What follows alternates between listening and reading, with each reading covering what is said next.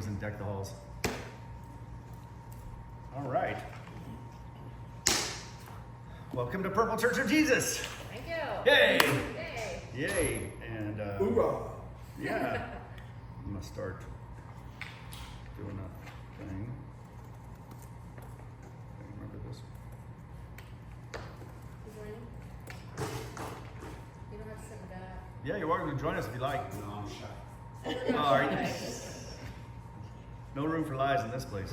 The lie is as deep as murdering of Wow. Yeah, it's serious. For you, that silly look. False, bearing false witness. Yep. All right, so I've got like 10 seconds of a song I'm gonna play, and I'm gonna be terrible at it, but that's okay because that's gonna be a tradition. Start doing a terrible attempt at a song that I love, and hopefully it'll fit.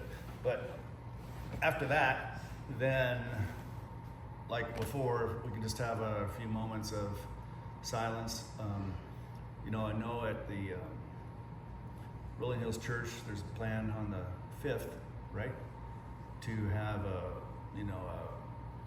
moment of honor. Commemorative prayer service, the 1 month commemoration of the floods. The floods. Yeah, so Everyone that's lost or is suffering, or And- to celebrate the first responders and people that helped. that's awesome.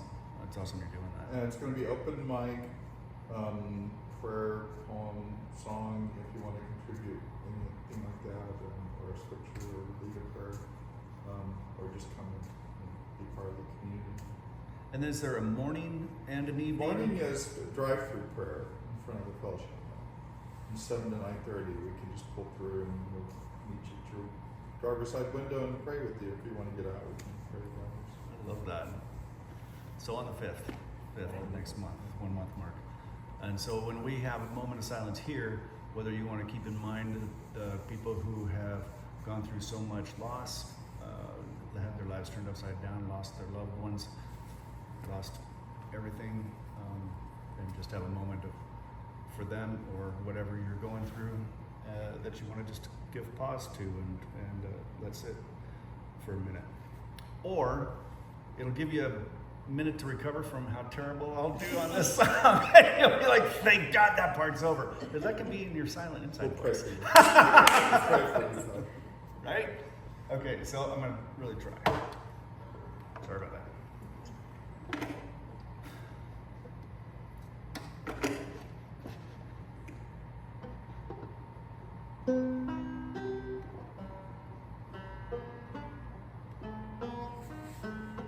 See what I mean?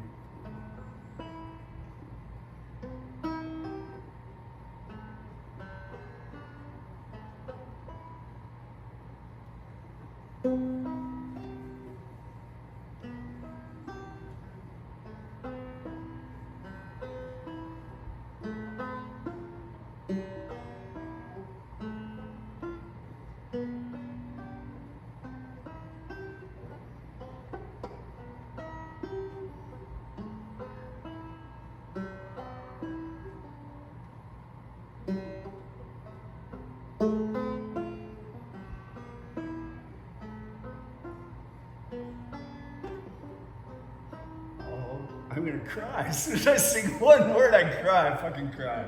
I'm gonna do it anyway. I'm sorry. All in all and down.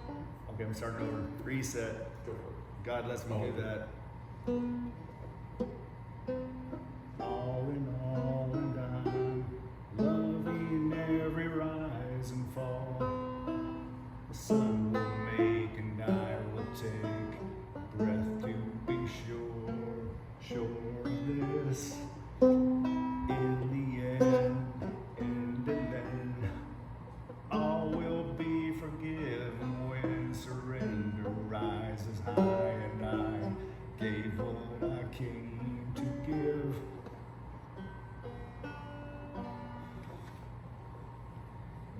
Thank God that part's over. Okay, that was my big attempt. And that's what I'll be silent about for a minute. And pray for forgiveness.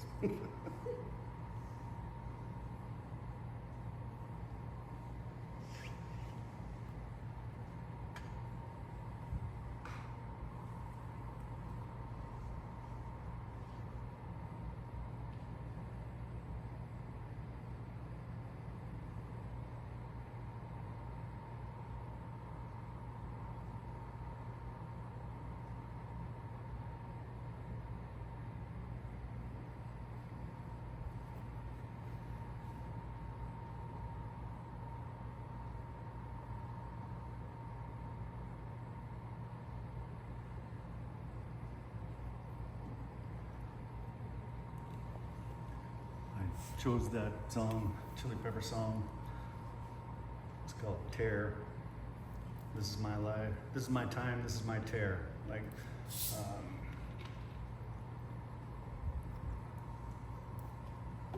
is my attempt of doing something meaningful with my life. During my prayers, I'll ask God to help me to know what to do today. What's the next right thing? You know, and then the responsibility of that being that when I get an answer to that, moving forward with it, even though I don't know what I'm doing, you know, and having that faith of, well, I didn't ask God what to do next with my life just so he could tell me and I could be like, okay, bookmark that. And then go this way. It's like, oh really? I don't know what to do with that information, but if that's what I'm supposed to do, then please show me the way. Please help me to not mess it up, and please help me to show it the respect that it deserves. And I feel like that is what I'm trying to do at Purple Church of Jesus. And with my sincerity and respect, doing what I feel like God said is important for me to do. So, with that, I'd like to start today's Not a Sermon, again called Not a Sermon because I don't like to preach at people and I don't like to be preached at, so it's not a sermon. Take from it what you want and leave the rest. I'd like to start today's Not a Sermon by asking you to think of what could possibly be a swear word that starts with the letter P. Anyone guess anything? Swear word that starts with the letter P. And I'll go to the scriptures for a clue.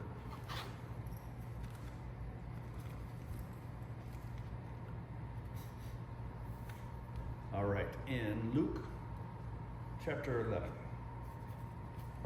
What about ends with P? Maybe there's probably multiple choice question. There's lots of options. But here's this P word that's a swear word. In Luke chapter 11, verses 9 and 10. And I say unto you, ask, and it shall be given you. Seek, and ye shall find. Knock, and it shall be opened unto you. For every one that asketh receiveth, and he that seeketh findeth, and to him that knocketh it shall be opened. And then in Hebrews 11,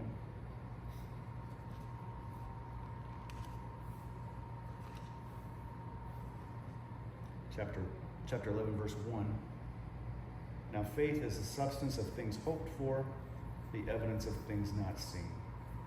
Meaning the faith itself is the evidence of God. The P word, if you hadn't guessed, is prayer. The swear word that starts with a P is prayer. I called the word prayer a possible swear word because it's equally as repellent of a word to a whole lot of humans who have been spiritually abused as any of the conventional heavy-duty all-purpose swear words that everyone else has agreed are not very polite to say to each other, especially while in public. But I'm going to say it again, right out loud, and right in front of everyone. Prayer. That motherfucking P word. That abuse, misuse, or neglect has taught some of us to run far away from. When I say misuse, as an example, have you ever heard what could only be thought of as a passive-aggressive prayer? Where the person who's praying out loud in front of a group is really using that time to get all of their digs in, knowing that everyone is supposed to be quiet while someone is praying, so they're forced in a way to sit and politely take the scolding or direction.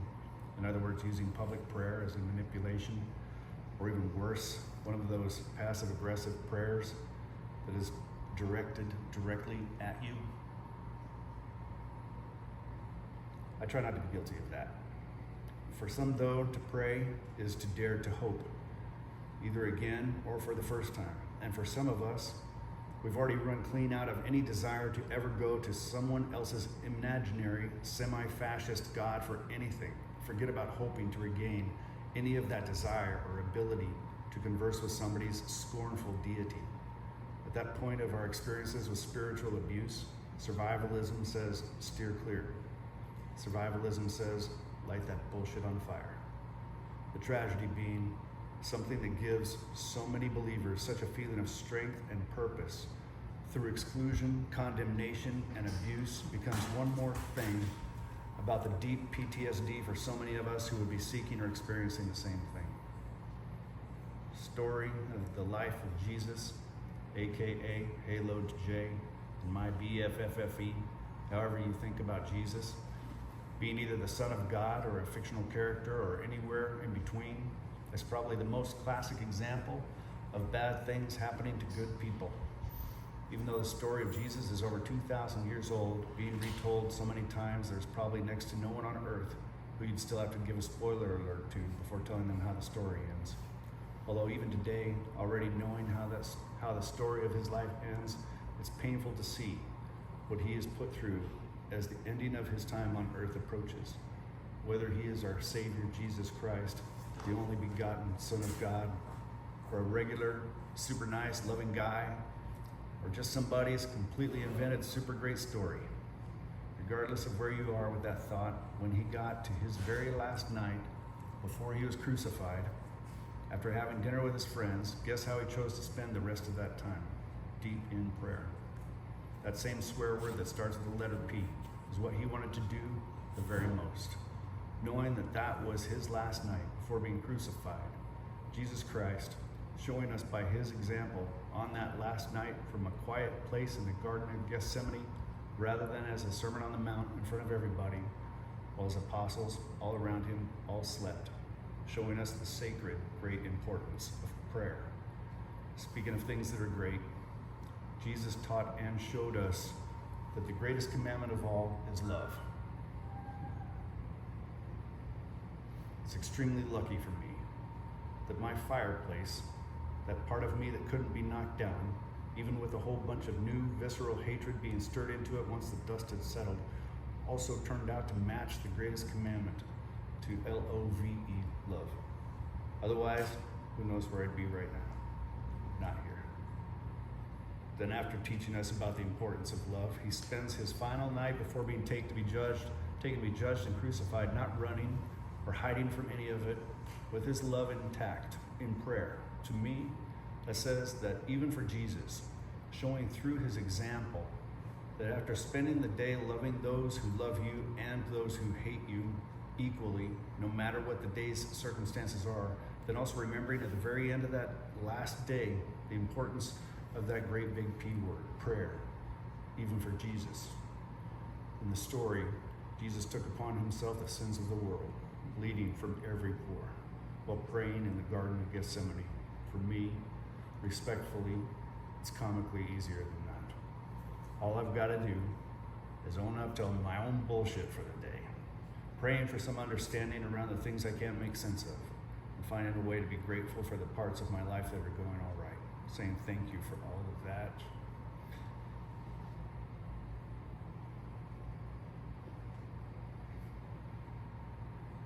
Hopefully from that indestructible place inside of me that I call love.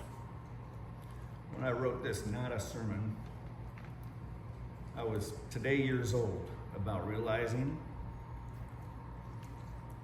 that way back in the day, after being excommunicated from my childhood religion, finding that I'd been ejected from the lives of so many people around me who I loved, experiencing firsthand our culture's group disgust for each of us identifying as LGBTQIA plus humans, and then trying to drown it all out, myself included, in as much alcohol as I could get my hands on. The higher power of my own understanding.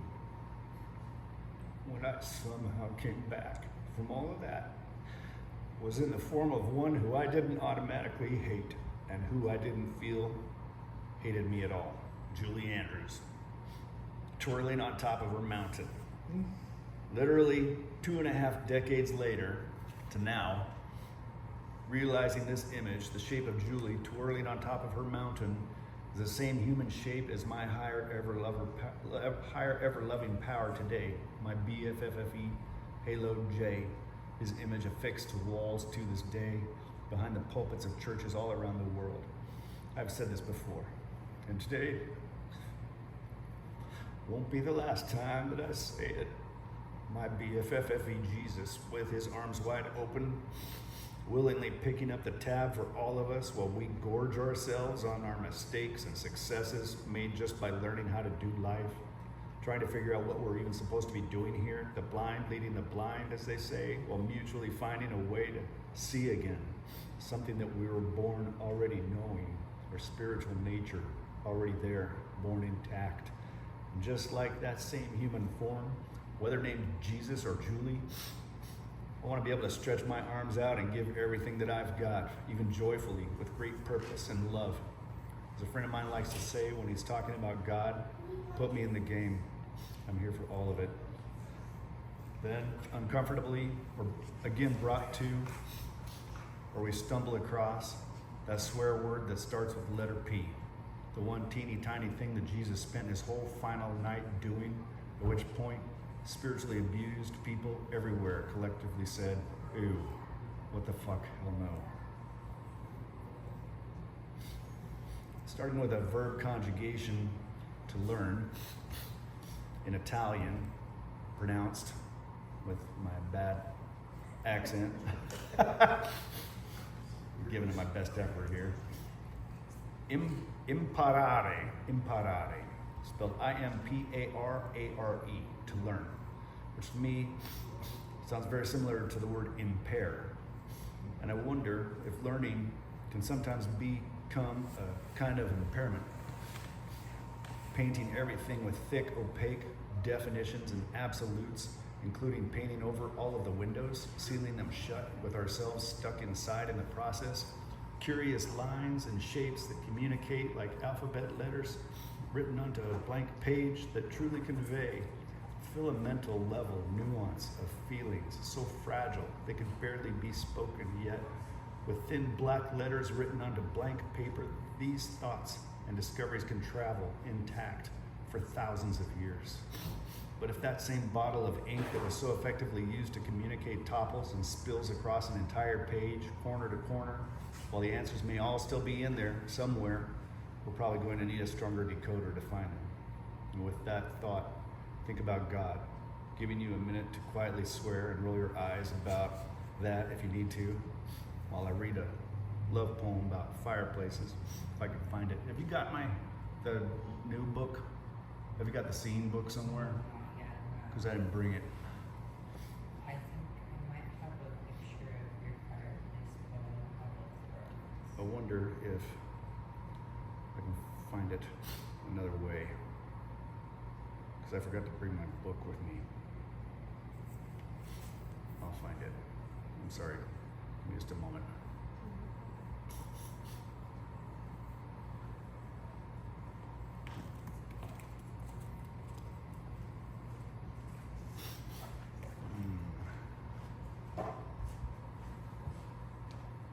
Oh, you're awesome. Thank you. There's one more I might ask you to find also. Thank you. This is called Honoring My Fireplace. There are so many people and so much brilliant life everywhere around that I legit all the way love today. Thank you. That I legit all the way love today reminded me of that long ago one indestructible fireplace thing about me that I kept lit, so non-negotiable, this love. Making secret promises to myself of something on a second page that ain't here. Protective, found it. Defiance, when everyone and everything else seemed to be keeping busy, chipping off bits and trampled, scrambling, kicked out of the temple with anything left sparkly, sure about how you cannot take this one objective of mine from me. You can keep all of your armfuls of dying objects and objections. I will just keep this love that I have safe with me And somehow, would you look at that? I did. So, that being my fireplace, I talked a little bit about that in the third, not a sermon, I remember. But something that you've probably already figured out is that I like to write. I write every day, just like people sometimes pray every day. And I know for a fact there are times in my life that just by writing about something that my heart or my brain, the center of my soul has felt either squished up or shattered about, I'm able to feel a little bit better, sometimes a whole lot better. And sometimes I even find a few answers that I didn't know were already somewhere in there, wherever there is. Well, unlearning, removing some of that sealed up old paint from my windows that knew by heart every dusty contour of doubt through writing. The myth that I didn't know how to think about or what to do with, the ball of chaos or despair or confusion or all three that had so effectively been clogging my pipes like Dorothy and the Wizard of Oz, or version of lions and tigers and bears, could somehow, sometimes be dispelled at least a little bit through writing. Don't ask me how that happens because I don't know. I only know that it happens. I would not have been a writer at all if it hadn't been for my mom, encouraging me to write at least once a month, usually on the last Sunday of the month, back when I was 14 years old. And although I was deeply resistant to the idea back then, because she's my mom and she had her mom ways of being convincing, I began writing at least once a month on that very last Saturday, or that very last Sunday of the month. Not having the first clue about what to even write about, she'd say to just write about whatever I felt like writing about, just write. And over the months and then years and now, still writing, nearly 50 years later, I can't imagine how I could have survived what felt like jumping back and forth between 0 and 160 miles per hour through life's multiple hairpin curves and of heartbreak and confusion and breathtaking beauty without writing. In case you hadn't already noticed, I highly recommend it. When I've encouraged people to write before, a common theme that I've heard, and the same response that I had from my mom way back at the beginning, was not knowing what to write about. Not a small hurdle, it seemed, to this 14-year-old. But when my mom said to just write whatever I felt like writing, that was a good answer. And that got me started, at least for the 4 sentences or so that I wrote that first time, and with the thought of not having to do it again until the end of the following month. But what I found that has been helpful for what is sometimes called writer's block is to start with what you're experiencing through all 5 of your senses inside of that exact moment that you're writing. Describe through your writing what you see, what you hear, what you taste, smell, and feel. And before you know it, that will lead to writing about who knows what will arrive in your brain's path next, just by continuing to discover it by writing. You might be asking yourself, I thought this was a motherfucking church service, not some fucking writer's workshop. And to that I say, hallelujah and amen. There's a line from an old movie that I love called The Red Shoes. It's about a ballerina. One of the lead characters says, even the world's greatest magician cannot produce a rabbit from a hat if there wasn't already a rabbit in the hat. People who won't believe that God exists in any form, at any level, seem to be able to get along just fine without having to have that belief. There are also people who have experienced the true spiritual abuse that I talk about, and because of that abuse, vow to never go anywhere near even the possibility of it being a healthy experience under different circumstances. In effect, throwing the baby out with the bathwater. I also respect, and I'm not here to convince them of anything otherwise. I couldn't presume to know the first-hand spiritual abuse they've experienced or what it has taken from them to survive that. I only know that I'm surprised that I did. I can only hope that those who did that to them, having a hand in disconnecting them from their spiritual, divine nature, or making them feel unworthy of any of it in any way, will have to someday face their maker and own up to that crime.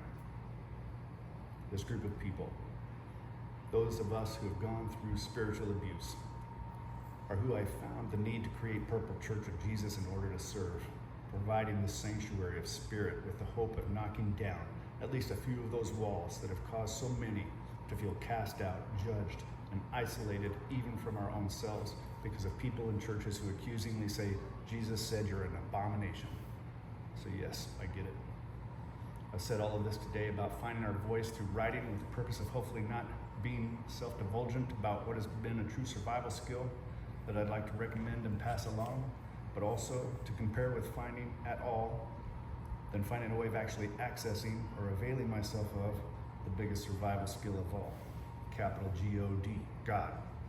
Like finding your voice through writing, a spiritual, divine nature version of seeking and finding an understanding of God is like that line from the movie I just quoted. Some intrinsically spiritual center to each of us that gets neglected, rejected, or ignored, turning itself into the body's physical equivalent of a gallbladder, or an appendix, or tonsils. Okay, that's there, but I don't really need it, this spirituality stuff, and it's okay to have it surgically removed if it's making me sick, or if it's about to kill me, or making me feel like killing myself. Go ahead and roll your eyes and say whatever your equivalent of fuck that shit is, because capital G-O-D, God, is also known as a capital gigantic swear word, like the really bad kind of people, for people who have experienced being spiritually abused, or have just felt left behind and confused, if we'd even felt like approaching the thought of God to begin with, years of it being easier to throw rocks right back at that thought, rather than giving up and just feeling defenseless. Then, kind of like my mom suddenly talking about writing all out of nowhere on one of these 14-year-olds random boring Sundays, like, why are you all of a sudden suggesting an even more boring, crummy idea like that? Actual prayer? And then listening anyway, because she's your mom, after all? Taking the book filled with nothing but blank pages and the pen she is offering, saying, okay, then going to your room, shutting the door, sitting on the floor, trying to figure out where to begin. Just like talking about finding God. Once you're done rolling your eyes at your mom and saying, okay, whatever, enough times, and there's just that quiet moment of where do I begin?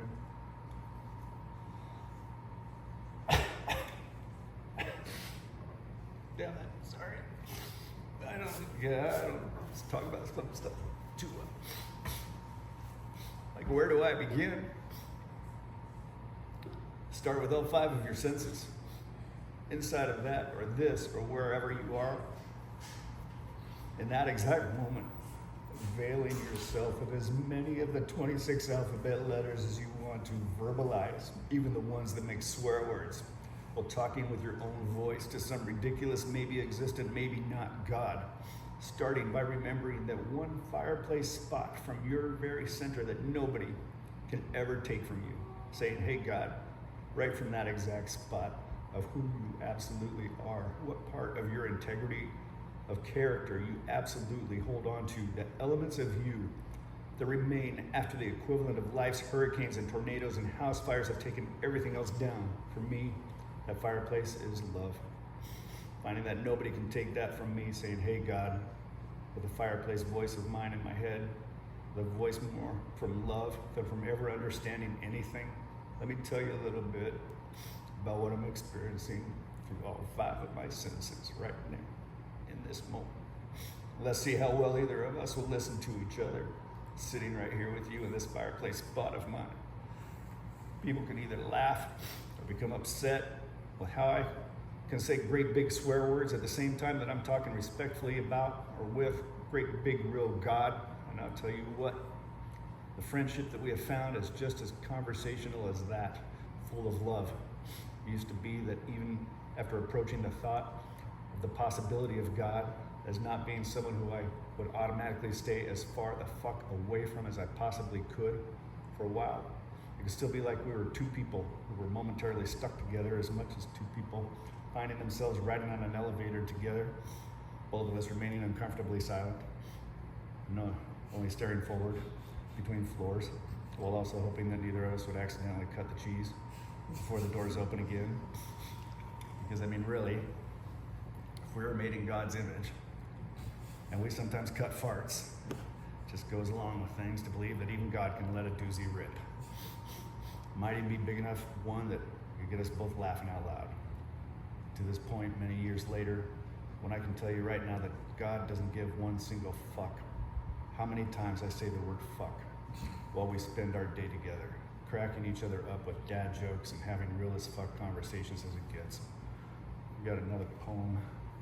If you, I don't know if I sent it to you or if you've got. Which one? It's called "God Must Be Laughing." See if I can find it. I'll bet I have it somewhere in here.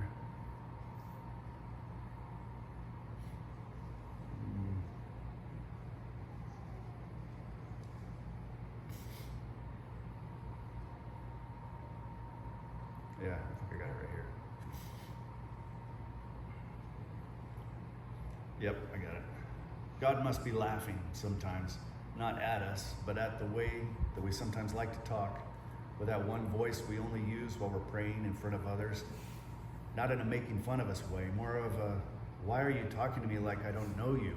Or like I'm some Martian diplomat with dark sunglasses on who could just as easily snap you in half as give you half now, half later, all those whole golden kingdoms, but only if you posture yammer like you're an overpaid television news anchor using that one voice you would never use anywhere else.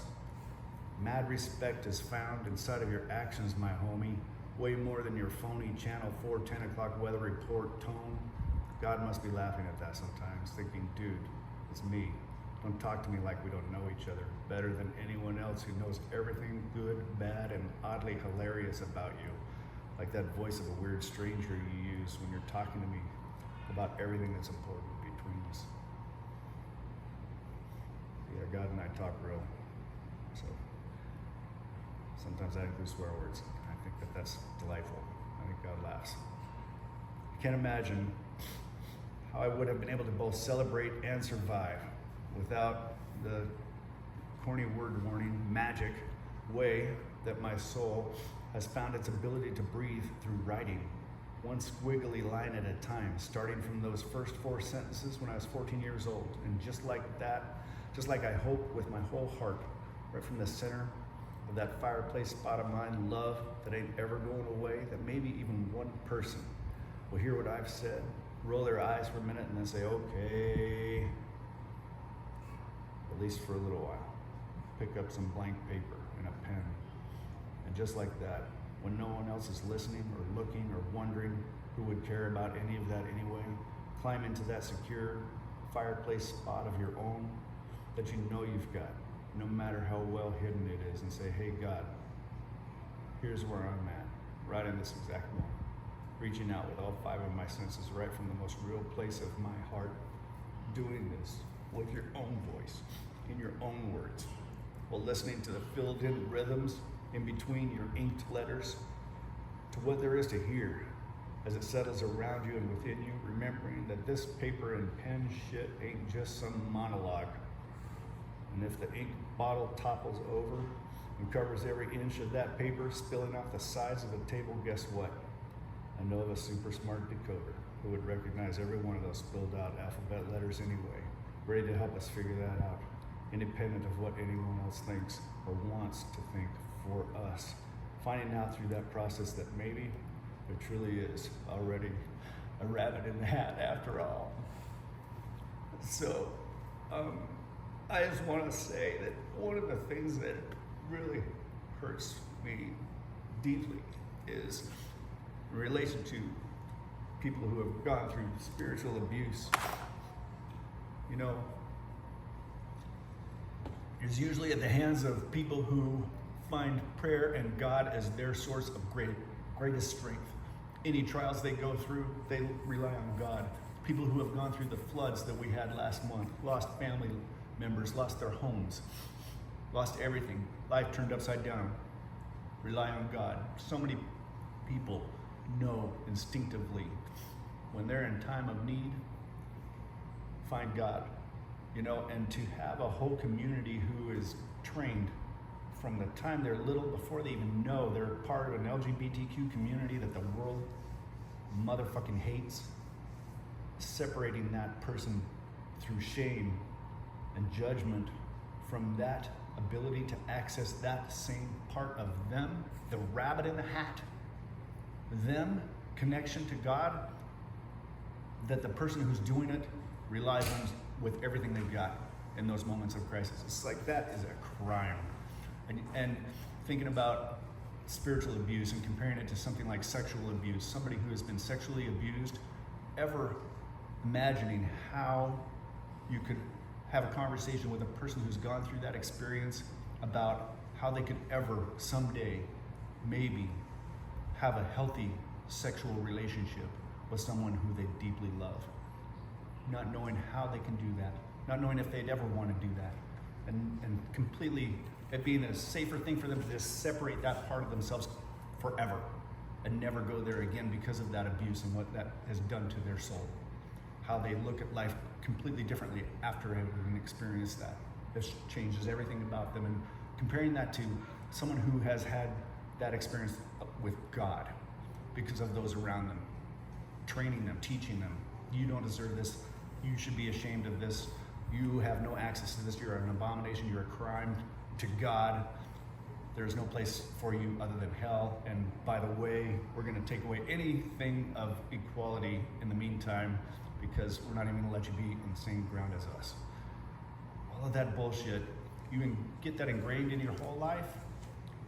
Of course, why would I ever reach out to God if that's what I've felt so hated by my whole life? How do you ever, and what a crime that is, to have people who really could be just such incredibly beautiful spiritual beings connected with God, sharing their strengths with those around them and having that be like I don't know how to describe it, just like a bountiful group of people that are growing in spirit and love and everything that they're capable of, but not able to do that because no, I can't access that from here because I'm kept over here, and that's so ingrained in my soul that to even think in that direction causes me more pain. And I've been, so many spiritual judgmental rocks have been thrown at me my whole life. All I've known is to throw rocks back or run away or die because there's no point for me anyway. That's such a crime. So when I'm thinking of Purple Church of Jesus and the need for something like this, Purple Church of Jesus, having a sanctuary for people to explore their spirituality, to explore the possibility of having a healthy relationship with God, of doing something that's like an absolute swear word to so many of us. Pray? Fuck off. Mm-hmm. Why would I ever? That's ridiculous.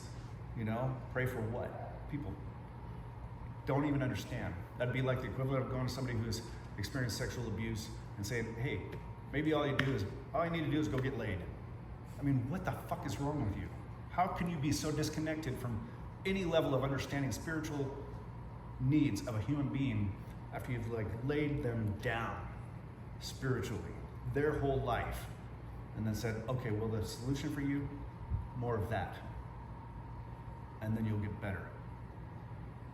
Fucking think about it for 10 seconds and realize what you're saying. And so to have an opportunity like Purple Church of Jesus is, that I respect deeply, and I got a sense of responsibility for.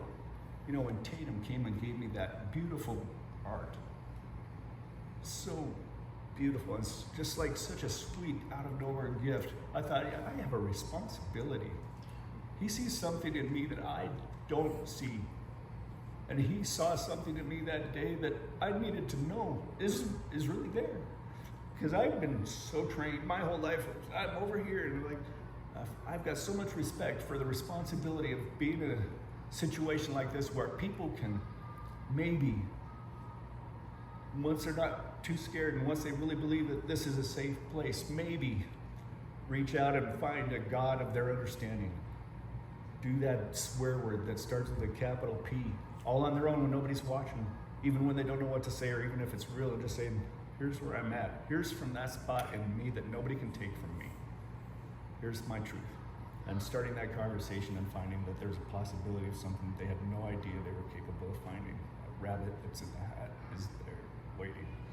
And oh my God, if I can help one person to find that part of themselves, I've lived everything I needed to live. I've done it, what I needed to be. That song I started out with that I was just terrible at, that's my thing. It's like, I'm here to be of service, and if I can help one person who's found a way to not be too scared to find that, to look for that.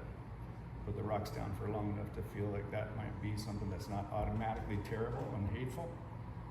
But to find something loving from there. Oh my gosh, so much respect for that. So, I believe in prayer. I believe it's important to pray. I believe it's important to also listen, meditate. It's not a monologue, like I said. And I feel like the writing that I've been doing my whole life has kind of laid the groundwork for that, finding answers to things that I didn't know I had already in me until I started writing about them. Prayer is kind of the same. So, know that we got a song to hear that I'm excited to hear whenever Mason's ready for that. And it's also open mic for anybody who wants to talk about anything that they're feeling around this or around anything else, about anything, really. I mean, this is not my mic. This is us. This is 100% community.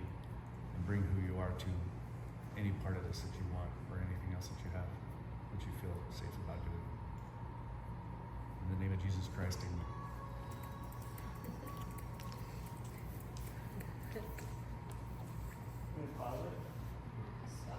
Stop it.